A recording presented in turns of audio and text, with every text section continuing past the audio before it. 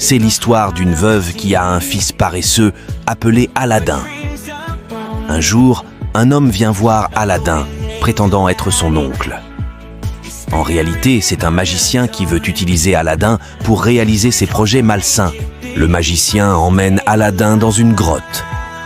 Là, il lui donne une bague et le pousse en lui disant de chercher une lampe magique.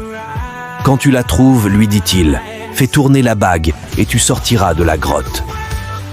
À l'intérieur de la grotte, Aladdin voit des pièces d'or éparpillées partout. Il découvre la lampe au milieu des pièces. Elle est si belle qu'il ne peut en détacher ses yeux. Il refuse de la donner au magicien, qui s'en va très mécontent, laissant le pauvre enfant enfermé dans la grotte. Aladdin frotte la lampe et un génie apparaît devant lui en disant « Que dois-je faire pour vous, mon maître ?» Aladdin lui demande de le sortir de la grotte.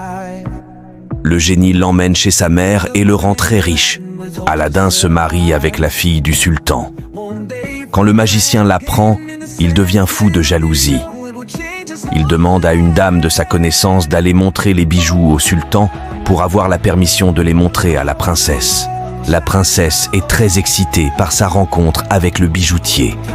Elle veut lui acheter tous ses bijoux, mais il lui dit qu'elle ne peut les acheter qu'en lui donnant la plus vieille lampe du château. La princesse lui donne la lampe d'Aladin parce qu'elle ignorait son pouvoir magique. En rentrant, Aladdin ne trouve pas son château à sa place.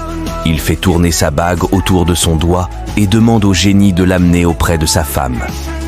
Quand il la retrouve, il décide de verser du poison dans le boisson du magicien et ce dernier meurt.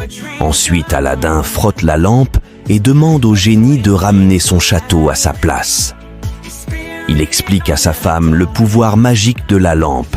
Elle lui promet d'en prendre soin et ainsi, ils vivent heureux et riches très longtemps.